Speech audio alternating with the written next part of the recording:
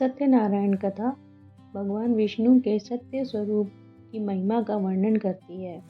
यह कथा श्रद्धा और विश्वास का प्रतीक है, जो परिवार में सुख, शांति और समृद्धि लाती है। इसे पूर्णिमा, एकादशी या शुभ अवसरों पर किया जाता है। कथा में सत्कर्म, सत्य की महत्ता और ईश्वर के प्रति भक्ति का संदेश दिया गया है। भगवान सत्यनारायण की पूजा से जीवन की कठिनाइयाँ दूर होती हैं और मनोकामनाएं पूर्ण होती हैं। तो आइए शुरू करते हैं सत्यनारायण जी भगवान की कथा। प्रथम अध्याय।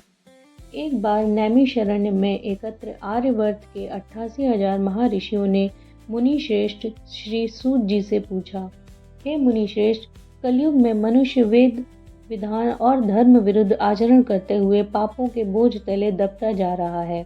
अतः हे मुनि श्रेष्ठ, मनुष्य के कल्याण हेतु कोई ऐसा उपाय बताइए जिससे मनुष्य को पुण्य लाभ मिले। तब श्री सूत जी बोले, हे ऋषियों, आपने विश्व कल्याण के लिए उत्तम प्रश्न किया है। अब मैं उस मंगलकारी व्रत का वर्णन करूंगा जिसके संबंध में एक बार महर्षि नारद जी ने भी भगवान लक्ष्मी नारायण से पूछा था, और उन्होंने नारद जी से जो कथा कही थी आप उसे सुने। ब्रह्मा जी नारद जी मानव कल्याण की इच्छा से विभिन्न लोगों का भ्रमण करते हुए पृथ्वी लोक में पहुँचे। वहाँ अपने अपने कर्मों के अनुसार लोगों के दुखों की पीड़ा देखकर बहुत परेशान हुए और मन में विचार करने लगे कि इन प्राणियों के दुख का निवारण कैसे होगा। जब वह कोई उपाय न सोच सके तो विष्णु भगवान से मिलने पहुँच गए। वहाँ नारद जी ने श्वेत वर्ण और 4 भुजाओं वाले शंख, चक्र, गदा और पद्म से सुसज्जित भगवान विष्णु की स्तुति करते हुए कहा, हे नारायण, आप सर्वशक्तिमान व सृष्टि के पालन करता हैं।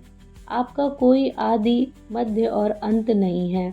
आप सृष्टि के कण कण में व्याप्त हैं और अपने भक्तों की मंगल कामनाएं पूरी करने वाले हैं। मैं आपको नमन करता हूँ। नारद जी की स्तुति सुनकर भगवान विष्णु बोले, हे मुनिवर, आप मुझे अपने यहाँ आने का कारण बताइए। तब नारद जी ने कहा, पृथ्वी लोक के प्राणी अपने अपने कर्मों के अनुसार विभिन्न योनियों में रहते हुए दुखों से पीड़ित हैं।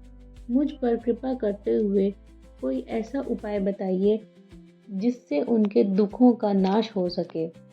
इसके उत्तर में भगवान विष्णु बोले, हे नारद, अब मैं ऐसे व्रत का वर्णन करने जा रहा हूँ जिसे करने से विश्व के सभी स्त्री पुरुषों को पापों से मुक्ति मिलेगी और निर्धनता नष्ट होने से मनुष्य आनंद पूर्वक जीवन यापन करेगा। श्री सत्यनारायण भगवान के इस व्रत को करने से जातक की सभी मंगल कामनाएं पूरी होंगी। नारद जी ने जब व्रत हेतु विधि विधान की जानकारी चाही तो श्री नारायण बोले, मन से, वचन से और कर्म से शुद्ध होकर मनुष्य भक्ति एवं श्रद्धा भाव से किसी भी दिन यह व्रत कर सकता है। इस व्रत में नैवेद्य आदि भक्ति भाव से अर्पित कर ब्राह्मणों को भोजन कराने व दक्षिणा देने से सभी सुखों की प्राप्ति होती है। इस प्रकार सत्यनारायण भगवान की आराधना से सभी कष्टों से मुक्ति पाकर मनुष्य धन से संपन्न व सुखी होकर आनंद पूर्वक जीवन व्यतीत करता है। इसी के साथ प्रथम अध्याय का होता है समापन। चलिए साथ में बोलते हैं, श्री सत्यनारायण भगवान की जय। द्वितीय अध्याय। श्री सूत जी बोले, हे ऋषि मुनियों, मैं आप सबको उस निर्धन ब्राह्मण की कथा सुना रहा हूँ जिसने श्री सत्यनारायण भगवान का सबसे पहले व्रत किया। प्राचीन समय में वह निर्धन ब्राह्मण काशी में रहता था। भिक्षा मांगकर वह अपना जीवन यापन कर रहा था। ब्राह्मण की दुर्दशा देखकर ब्राह्मणों से प्रेम करने वाले श्री सत्यनारायण भगवान ने एक दिन बूढ़े व्यक्ति का रूप परिवर्तित कर उसके पास जाकर आदर से पूछा, हे ब्राह्मण देवता, तुम इस तरह घर घर भिक्षा मांगकर अनेक कष्टों को सहन करते हुए कैसे जीवन यापन कर रहे हो? दरिद्र ब्राह्मण ने कहा, हे मित्र, आय का कोई साधन न होने के कारण मैं भिक्षा मांगकर अपना जीवन यापन कर रहा हूँ। निर्धन ब्राह्मण की बात सुनकर बूढ़े व्यक्ति ने कहा, हे मित्र, श्री सत्यनारायण भगवान का व्रत करने से सभी कष्टों का निवारण हो जाएगा। श्री सत्यनारायण भगवान की पूजा आराधना करने से तुम्हारी सभी मनोकामनाएं पूरी होंगी और तुम्हारे घर में धन संपत्ति की वर्षा होगी। ब्राह्मण को व्रत करने की विधि बताकर सत्यनारायण भगवान अंतर्धान हो गए। निर्धन ब्राह्मण ने बूढ़े व्यक्ति द्वारा बताए गए व्रत को करने का निश्चय किया। उस रात उसे नींद नहीं आई। वह व्रत करने के बारे में ही सोचता रहा और रात भर श्री सत्यनारायण भगवान का स्मरण करता रहा। प्रातः उठकर सत्यनारायण भगवान का व्रत रखने का निश्चय करता हुआ निर्धन ब्राह्मण भिक्षा मांगने के लिए निकल पड़ा। उस दिन ब्राह्मण को भिक्षा में बहुत धन मिला।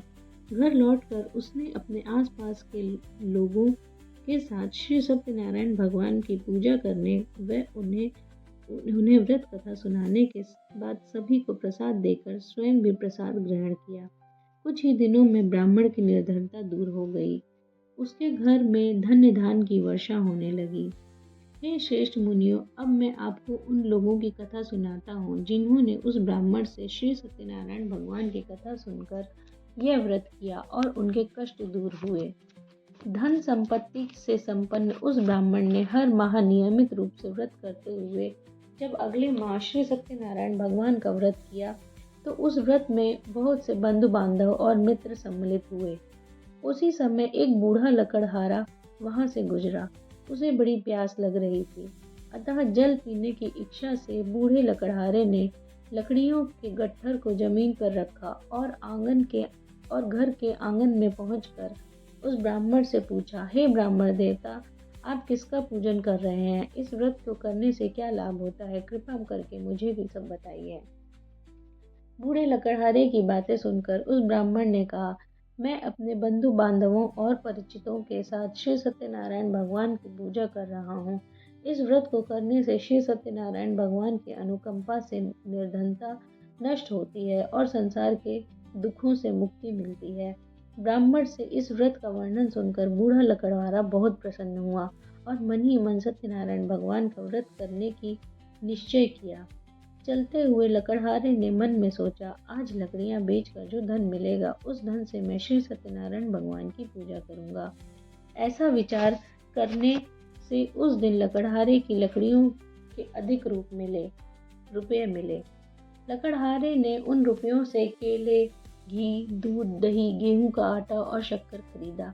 घर लौटकर लकड़हारे ने देवों की प्रिय नगरी काशी में श्री सत्यनारायण भगवान की पूजा की। उस पूजा में उसके परिवार के व आसपास के लोग भी सम्मिलित हुए। श्री सत्यनारायण भगवान की पूजा और व्रत कथा सुनने के बाद लकड़हारे ने प्रसाद बांटकर स्वयं भी प्रसाद ग्रहण किया। सत्यनारायण भगवान की अनुकंपा से लकड़हारे के घर में धन्य धान की वर्षा होने लगी। उसकी निर्धनता दूर हो गई। श्री सत्यनारायण भगवान की पूजा करते हुए लकड़हारा आनंद पूर्वक जीवन यापन करता हुआ अंत में मोक्ष को प्राप्त कर बैकुंठ धाम को चला गया। श्री सत्यनारायण भगवान की जय। तृतीय अध्याय। श्री सूत जी बोले, हे ऋषि मुनियों, अब मैं आपको आगे की कथा सुनाता हूँ। प्राचीन समय में कनकपुर में उल्कामुख नामक एक बुद्धिमान तथा सत्यवादी राजा राज्य करता था। वह प्रतिदिन मंदिर में जाकर श्री सत्यनारायण भगवान की पूजा करता था और निर्धनों को अन्न, वस्त्र और धन दान करता था। उसकी पत्नी सुभद्रा बहुत सुशील थी। वे दोनों हर महीने की सत्यनारायण भगवान का व्रत करते थे।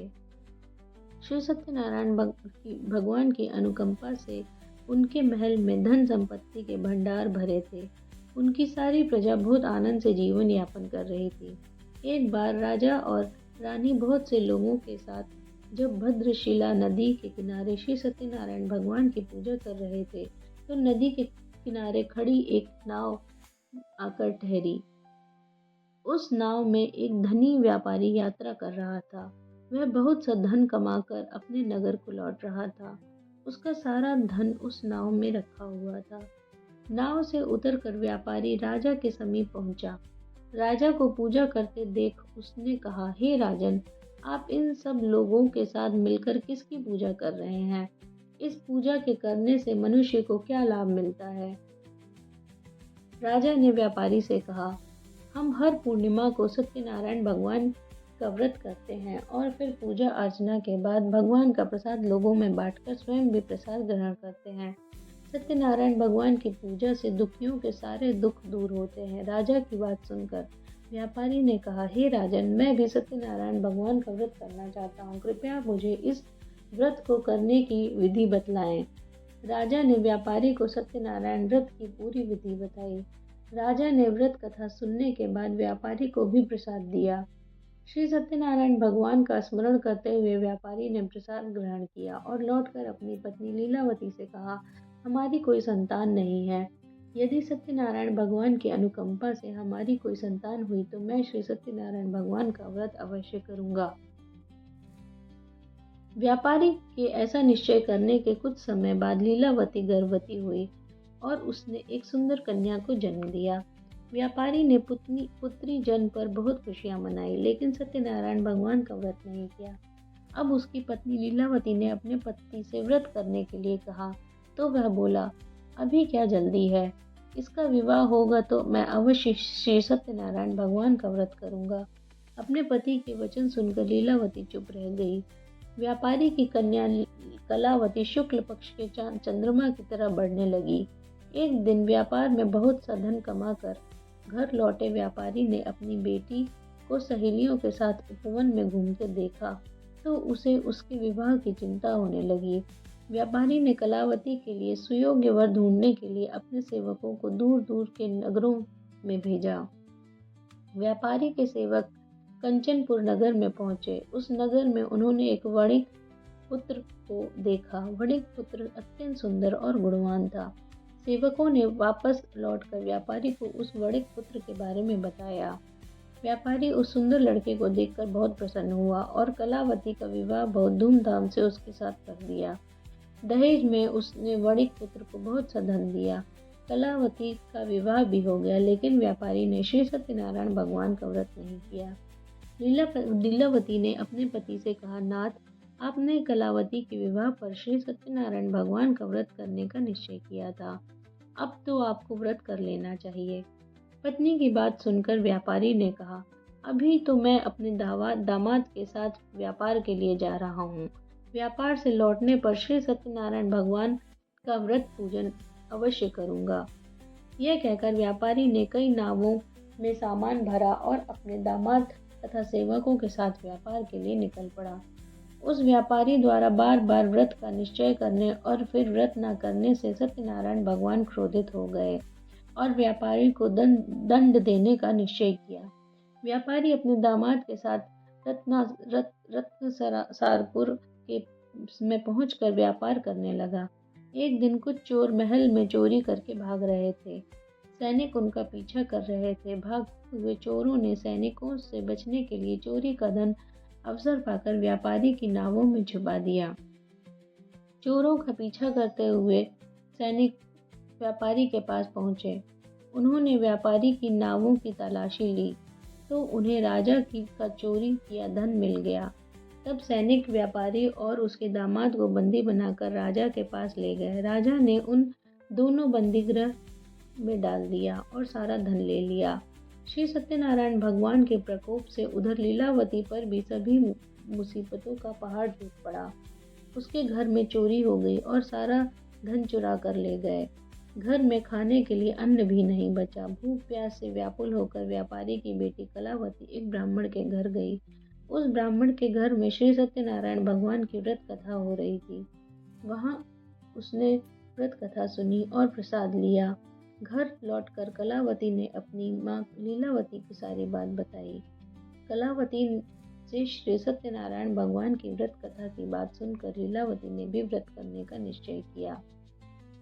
अगले दिन लीलावती ने अपने परिवार और आसपास के लोगों के साथ श्री सत्यनारायण भगवान की पूजा की। पूजा के बाद सबको प्रसाद बांटकर स्वयं भी प्रसाद ग्रहण किया। लीलावती ने अपने पति और दामाद के घर लौट आने की मनोकामना से सत्यनारायण भगवान का व्रत किया था।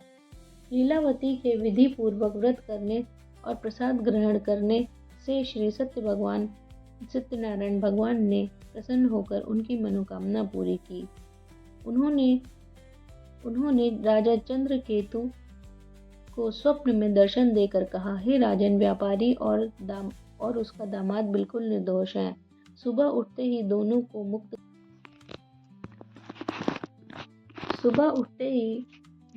मुक्त कर दो। उन दोनों का सारा धन भी वापस लौटा दो। यदि तुमने ऐसा नहीं किया तो मैं तुम्हारा सारा वैभव नष्ट कर दूंगा। इतना कहकर श्री सत्यनारायण भगवान अंतर्धान हो गए। प्रातः होते ही राजा चंद्रकेतु ने अपने मंत्रियों और राज्य ज्योतिष को रात के स्वप्न की बात बताई तो सबने व्यापारी और उसके दामाद को छोड़ देने के लिए कहा। राजा चंद्रकेतु ने तुरंत उस व्यापारी और दामाद को छोड़ दिया, उनका सारा धन भी वापस कर दिया। इस प्रकार श्री सत्यनारायण भगवान की अनुकंपा से व्यापारी और उसका दामाद दोनों खुशी खुशी अपने घर को चल दिए। सत्यनारायण भगवान की जय। चतुर्थ अध्याय। श्री सूत जी बोले, उस व्यापारी को अपने दामाद के साथ शुभ मुहूर्त में नावों द्वारा रत्न सरासरपुर से प्रस्थान किया। लंबी यात्रा करने के बाद व्यापारी ने एक नगर के किनारे नावों को रोककर भोजन किया और फिर दोनों विश्राम करने लगे। तभी श्री सत्यनारायण भगवान साधु के रूप में व्यापारी के पास पहुंचे और पूछा, हे वणिक, तेरी नावों में क्या लदा हुआ है? व्यापारी ने सोचा, दंडी साधु अवश्य ही कुछ मांगने की इच्छा के सामान के बारे में पूछ रहा है। यह सोचकर व्यापारी ने बोला, हे दंडी, मेरी नावों में तो बेल और पत्र भरे हुए हैं। व्यापारी के झूठे वचन सुनकर सत्यनारायण भगवान ने क्रोधित होते हुए कहा, हे वैश्य, जो तुमने कहा है वही सत्य हो। इतना कहकर सत्यनारायण भगवान कुछ दूर जाकर अंतर्धान हो गए। उधर व्यापारी दंडी साधु को वहां से खाली हाथ लौटाकर बहुत प्रसन्न हुआ। लेकिन जब व्यापारी ने अपनी नावों में बेल और पत्र भरे हुए देखे तो वह विलाप करने लगा और अपने झूठ बोलने पर प्रायश्चित करने लगा। रोते रोते व्यापारी मूर्छित हो गया। कुछ देर बाद जब उसकी मूर्छा नष्ट हुई तो उसके दामाद ने कहा, आप दुखी मत होइए, यह सब उस दंडी साधु के शाप के कारण हुआ है। अब वही साधु हमें इस विपत्ति से छुटकारा दिला सकते हैं। दामाद के वचन सुनकर व्यापारी दंडी साधु की तलाश में चल दिया। कुछ देर ढूंढने के बाद उसे एक वृक्ष के नीचे दंडी साधु के रूप में सत्यनारायण भगवान मिल गए। व्यापारी ने दंडी साधु के चरणों में गिरकर क्षमा मांगी। दंडी स्वरूप भगवान सत्यनारायण बोले, हे वणिक पुत्र, तेरे झूठ बोलने के कारण ही मैंने तुझे दंड दिया है। तूने बार बार मेरी पूजा करने के लिए कहा लेकिन कभी पूजा नहीं की। व्यापारी ने तब हाथ जोड़कर कहा, हे भगवान, आप तो दीन दुखियों के नष्ट दूर करने वाले हैं, मेरी इस गलती को भी क्षमा करें। आपके रूप में तो ब्रह्मा भी नहीं आपके रूप को तो ब्रह्मा भी नहीं जान पाते, फिर भला मैं अज्ञानी कैसे आपकी लीला को समझ पाता। अब मैं जीवन में कभी झूठ नहीं बोलूँगा, सदैव श्री सत्यनारायण भगवान का व्रत और पूजा किया करूँगा। आप मुझ पर अनुकंपा करें। व्यापारी की क्षमा याचना सुनकर दंडी साधु ने उसे क्षमा कर दिया। उसी समय व्यापारी की नावों में भरे हुए बेल और पत्ते धन धान्य में परिवर्तित हो गए। व्यापारी ने अपने सेवकों के साथ अगले दिन श्री सत्यनारायण भगवान का व्रत करके उनकी पूजा की। सबको प्रसाद वितरित करने के बाद स्वयं भी प्रसाद ग्रहण करके व्यापारी और अपने नगर की ओर चल पड़ा। अपने नगर में पहुंचकर व्यापारी ने एक सेवक को अपने घर भेजा। सेवक ने लीलावती को सूचित किया। उस समय लीलावती और कलावती दोनों ही सत्यनारायण भगवान की पूजा कर रही थीं। पति और दामाद के लौट आने का समाचार सुनकर लीलावती ने पूजा पूरी करके प्रसाद ग्रहण करने के बाद कलावती से कहा, बेटी, मैं नदी किनारे जा रही हूँ, तू भी प्रसाद ग्रहण कर शीघ्र ही आ जा। कहकर लीलावती नदी की ओर चल पड़ी। परंतु कलावती पति से मिलने की खुशी में प्रसाद ग्रहण किए बिना ही घर से निकलकर नदी किनारे जा पहुंची। उसके प्रसाद ग्रहण न करने के कारण सत्यनारायण भगवान क्रोधित हो गए। उन्होंने व्यापारी की नावों को नदी में डुबो दिया। अपने पति को वहां न देखकर कलावती ने रोना शुरू कर दिया। तब व्यापारी ने कहा, पुत्री, अवश्य ही तुझसे कोई भूल हुई है, इसीलिए श्री सत्यनारायण भगवान ने तुझे दंड दिया है। तब व्यापारी ने सत्यनारायण भगवान से प्रार्थना की, हे भगवान, मेरे परिवार के किसी स्त्री पुरुष से यदि कोई भूल हुई हो तो उसे अवश्य क्षमा कर देना। तभी आकाशवाणी हुई, हे वणिक पुत्र, तेरी कन्या मेरा प्रसाद ग्रहण किए बिना ही चली आई है। यदि अब घर जाकर तेरी कन्या प्रसाद ग्रहण करके वापस आए तो उसे अपना पति के दर्शन होंगे। कलापति ने वैसा ही किया। उसके प्रसाद ग्रहण करके वापस लौटने पर नावें जल के ऊपर आ गईं। दामाद भी सुरक्षित नदी से निकल आया। घर लौटकर व्यापारी ने अपने परिवार के साथ मिलकर विधि पूर्वक श्री सत्यनारायण भगवान की पूजा की। उसकी सभी इच्छाएं पूरी हुईं। सत्यनारायण भगवान की जय। पंचम अध्याय। श्री सूत जी बोले, हे ऋषि मुनियों, मैं और भी कथा सुनाता हूँ। कौशलपुर में एक राजा था, तुंगध्वज। प्रजा उसकी छत्र छाया में आनंद पूर्वक रह रही थी। राजा तुंगध्वज अपनी प्रजा के सुख दुख का बहुत ध्यान रखता था, लेकिन एक बार उसने सत्यनारायण भगवान का प्रसाद ग्रहण नहीं किया। तब श्री सत्यनारायण भगवान ने राजा को प्रसाद ग्रहण न करने का दंड दिया। एक दिन राजा तुंगध्वज जंगल में हिंसक पशुओं का शिकार करने निकला था। शिकार का पीछा करते हुए वह अपने सैनिकों से अलग हो गया और उसने देर तक हिंसक जानवरों का शिकार किया। अतः कुछ देर विश्राम करने के लिए वह एक वृक्ष के नीचे बैठ गया। समीप ही कुछ चरवाहे श्री सत्यनारायण भगवान की पूजा कर रहे थे। राजा ने उनके पास से गुजरते हुए सत्यनारायण भगवान को नमस्कार नहीं किया। चरवाहों ने राजा को पूजा के बाद प्रसाद दिया तो राजा ने प्रसाद भी ग्रहण नहीं किया और घोड़े पर सवार हो अपने नगर की ओर चल दिए। तब राजा जब नगर में पहुंचा तो देखा कि उसका सारा धन वैभव नष्ट हो चुका है। श्री सत्यनारायण के प्रकोप से राजा निर्धन हो गया। तब राज ज्योतिष ने राजा से कहा, महाराज, आपसे अवश्य ही कोई भूल हुई है। अगर आप उस भूल का प्रायश्चित कर लें तो सब कुछ पहले जैसा हो जाएगा। राजा को तुरंत अपनी भूल का स्मरण हो आया। अतः मंदिर में जाकर राजा ने श्री सत्यनारायण भगवान से क्षमा मांगी और उनकी पूजा की। पूजा के बाद प्रसाद ग्रहण करने से श्री सत्यनारायण भगवान की अनुकंपा से चमत्कार हुआ। राजा का खोया वैभव पुनः लौट आया। श्री सत्यनारायण भगवान की कृपा से जीवन के सभी सुखों का भोग करते हुए अंत में राजा मोक्ष को प्राप्त हुआ।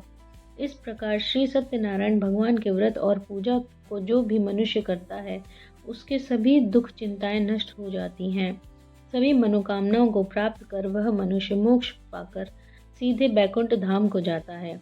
श्री सूत जी ने कुछ पल रुक कर कहा, हे श्रेष्ठ मुनियों, श्री सत्यनारायण भगवान के व्रत को पूर्व जन्म में जिन लोगों ने किया उन्हें दूसरे जन्म में भी सभी तरह के सुख प्राप्त होते हैं।